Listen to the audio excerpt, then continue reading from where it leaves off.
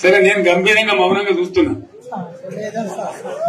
నేను కొడితే వట్టి కొట్టు నాకు అలవాట్లేదు కదా. చూద్దాము.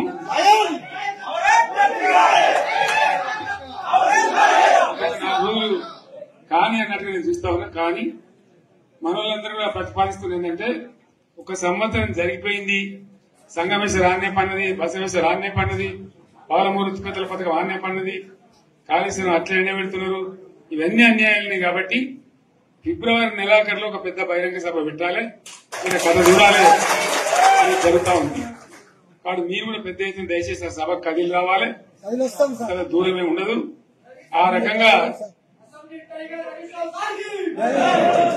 తెలంగాణ శక్తి ఏందో మరొకసారి చూపించి వీళ్ళ మెడలు వంచి ఇప్పుడు సాధించాలి. భవిష్యత్తు కోసం కూడా కొట్టాడకు మనం సిద్ధంగా ఉండాలని తెలియజేసుకుంటూ, పరమేశ్వర్ గారికి అంతర్ లోకమంత్రమైంది. ₹1,00,00,000 భూమి ఇప్పుడు 50 లక్షలు కట్టుకోలేదు.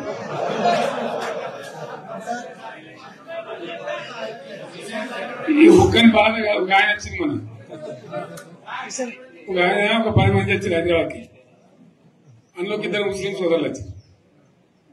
साहब सो तबाह हो गया, इफलासी मुफलसी बच्चे क्या दबे होगा. तुम्हारा क्या हुआ बहन, तुम्हारा क्या हुआ, तुम हैदराबाद में तुम लोग हैं. मेरे कारोबार है साहब, मेरा छोटा मोटा कारोबार है, होटल भी है, 70% गिर गया. हर कोई पूछ रहे, हर कोई केसीआर को याद कर रहे सामान. వాళ్ళు మాట్లాడుతున్నారు. ఎక్కడ ప్రతి ఒక్కరు భూముల ధరలు పోయినాయి, మన్ను పోయినాయి, మసాలు అన్ని పోయినాయి. ఇంత మంచిగా 4 ఎకరాల రైతు నేను 4 కోట్ల ఆసాగా ఆడుకుంటుండే. అంత ధీమా ఉంది, ఎంత బాగుంది. హైదరాబాద్ నుంచి అడిగితే కూడా వచ్చి మనం ఇయ్యకపోతే భూములు డిమాండ్ పెరగానని అంత బ్రహ్మాండంగా మారుమూల ప్రాంతంలో కూడా 40 లక్షలు 50 లక్షలు ఎకరానికి ఉండే. అటువంటిది సగానికి సగం పడిపోయి మొత్తం నాశనం చేసింది. వీళ్ళు ఇంట్లో వదిలిపెడితే ఇంకింత నాశనం అవుతుంది. కాబట్టి మనం కొట్లాడాల్సిందే. నేను ఇంకొక మాట మీకు చెప్తా. ఎలక్షన్లలో నేను మస్తుగా చూసిన 50 ఇళ్లలో పార్టీలు గెలితే ఓడతాయి. ఇంత మాయలు ఏడాది లోపలనే కాంగ్రెస్ పార్టీ దొరికితే కొడతాం రానంత గొప్పగా.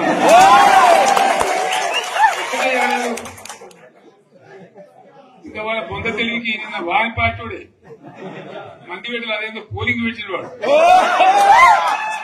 చూసారా మీరు? ఆ పోలింగ్ పెడితే 70% మనకు వచ్చింది, 30% మనకి. వాడు పెట్టింది, మనం పెట్టింది కాదు. 75 ఇది పరిస్థితి. అదే నేను ఏమంటున్నా అంటే, ఫామ్ హౌస్ అంటే ఏముంటది, వారి ఉంటది, మాకు ఉంటది, అలా ఉంటది. కాంగ్రెస్ వాళ్ళు అంతా మనిషి చేస్తే పాల్పడి కావచ్చు కూడా లంగత. దీన్ని ఫామ్ హౌస్ అని మనం బదనాం చేసి అంతే కదా. నేను ఏమంటున్నా అంటే, అన్ని మబ్బులు వీడిపోయినట్టు ప్రజలకు అన్ని తెలిసిపోతున్నాయి. మంచి ఏంది, చెడ్డ ఏంది, ఏం జరిగింది అన్ని ఇంకా ఘోరమైందని చెప్తున్నా. వీళ్ళ తెలియదక్కతనానికి ఏమైంది? నిన్న మొన్న రిపోర్ట్ వచ్చింది. Comptroller and auditor general of India అని కాగ్ అంటారు దాన్ని. కాగ్ రిపోర్ట్ వచ్చింది. పోయిన సంవత్సరం మన గవర్నమెంట్ లో వచ్చిన ఆదాయం కంటే 13,000 కోట్ల రూపాయల ఆదాయం తగ్గిపోయింది. ఇంకా మార్చి పోయే వరకల్లా ఇంకో 3-4 కోట్ల అంటే 15,000 కోట్ల ఆదాయం పోతుంది. మన గవర్నమెంట్ ఉన్నప్పుడు ప్రతి ఏడాది 15,000 కోట్లు పెంచుకుంటూ పోయినాయి. ఏడాది 10 నుంచి 15,000 కోట్ల ఆదాయం పెరిగేది మన టైంలో. అంత జాగ్రత్తగా మనం వ్యవహారం చేస్తాం. ఇలా ఉల్టా 15,000 కోట్లు పడిపోయింది. ఇంకా వాడేమిస్తాడు కదా, ఇంకా ఇస్తారా? ఇంకో 4-5 నెలలైతే జీతాలనే కష్టమైపోతుంది. అందరు పెండింగ్ పెట్టి రిటైర్ అయిన దొత్తలు పైసలు మీకు చూస్తారు కదా పేపర్లలో. సో ఆ విధంగా రాష్ట్ర ఆర్థిక పరిస్థితిని కూడా దివాలా తీయించారు. వాళ్ళతో నేను కాదు, 100కు 100% ఇప్పటికే ప్రజలు నిర్ణయానికి వచ్చిండ్రు. డెఫినెట్ గా రాబోయే గవర్నమెంట్ మనదే అని అనుమానం కూడా అవసరం లేదు.